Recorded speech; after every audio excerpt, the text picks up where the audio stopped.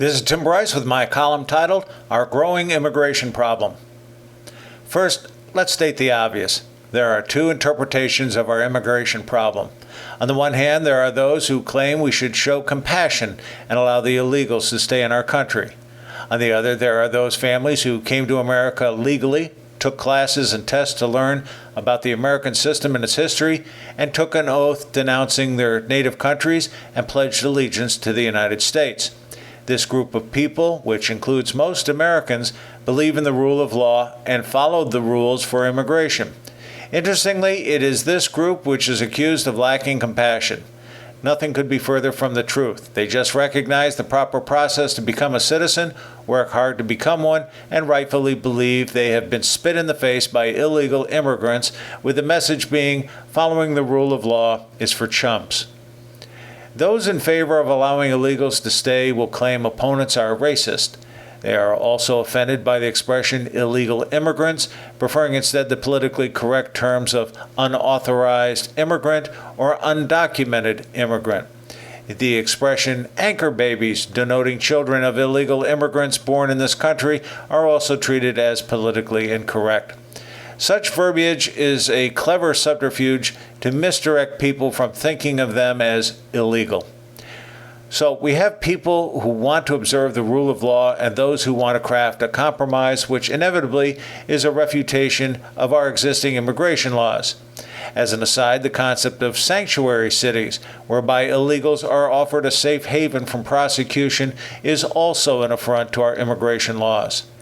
The only two politicians who have openly endorsed a rule of law approach thus far is Texas Senator Ted Cruz and businessman Donald Trump.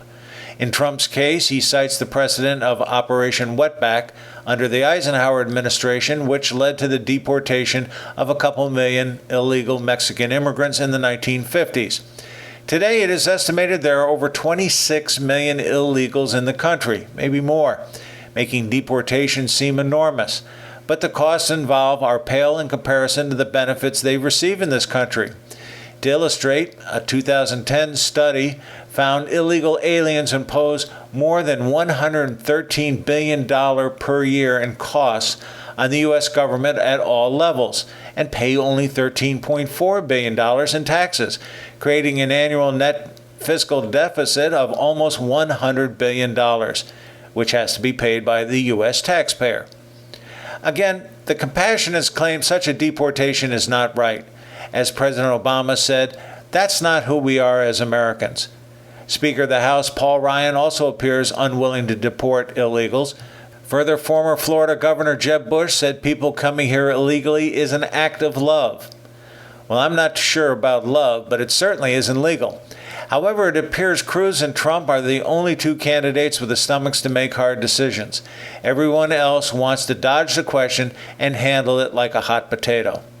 Whereas America wants a kinder and gentler approach to handling illegal immigrants, just about every other country has tougher laws against such people, including our neighbor to the south. Mexico welcomes only foreigners who will be useful to Mexican society. Illegal immigration is a felony there. If you try to enter the country under false pretenses or with false papers, there is a very strong chance you will be imprisoned for up to 2 years and incur a fine of 3,000 to 5,000 pesos. There are two parts to the problem: keeping illegals out and what to do when we discover them hiding in our country, both of which the United States handles badly. If we truly believe in the rule of law, we must secure our borders. If this means a wall along our southern border, fine. In 2012, the Border Patrol caught 356,000 trying to cross illegally from the south. Obviously, this does not include those who elude border agents, which may be just as high, if not higher. Common sense would conclude we should use some of the $100 billion we pay out to illegals to build such a wall, instead of allowing another generation of illegals into our country and doubling the amount of money to care for them. To add to our problems, President Obama offered to accept thousands of Syrian refugees into our country. This hit a major stumbling block following the Paris attacks, when several state governors openly objected to the immigration of what was perceived as a threat to our security. The president claimed it was un-American not to take in more Muslim refugees. Perhaps he considers it patriotic to allow entrance to unvetted people with a perceived inclination for terrorism. Or maybe he feels it is more important to care for these people as opposed to the 50,000 homeless American veterans who walk our streets. Somehow I believe we have our priorities wrong. Instead of supporting thousands of possible security threats, we should help those who secured our freedom. The question becomes, can we be compassionate without violating the rule of law? Certainly. But it begins with some form of legal process that identifies the illegal immigrants and checks their background.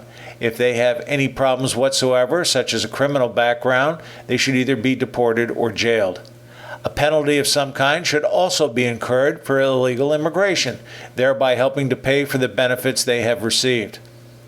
Until they pay their fair share, as everyone else does, they are certainly not entitled to any benefits, nor do they have any special rights such as voting. They should only be allowed near a voting booth when they have become naturalized citizens. This should be obvious. Whereas the president insists climate change poses an immediate threat to national security, I tend to believe it is our policies on immigration that is much more pressing at this time. Not only does illegal immigration provide a pathway for terrorists, but it promotes the proliferation of our drug culture, contributes to our national debt, and places a financial burden on the American taxpayer. So, what is different between the Eisenhower years of the 1950s and today? Frankly, we've become a generation of wimps afraid to enforce the rule of law. It appears we only follow it when it is convenient to do so. Our strong sense of political correctness causes us to be overly sensitive to other people, but who are we concerned about upsetting? People who have no regard for our rule of law and become parasitic to the bounty this country offers? No, we do not need a more kinder and gentler approach. Instead, we need something that is fair and equitable, as prescribed by law. Therefore, we should either enforce our laws or change them.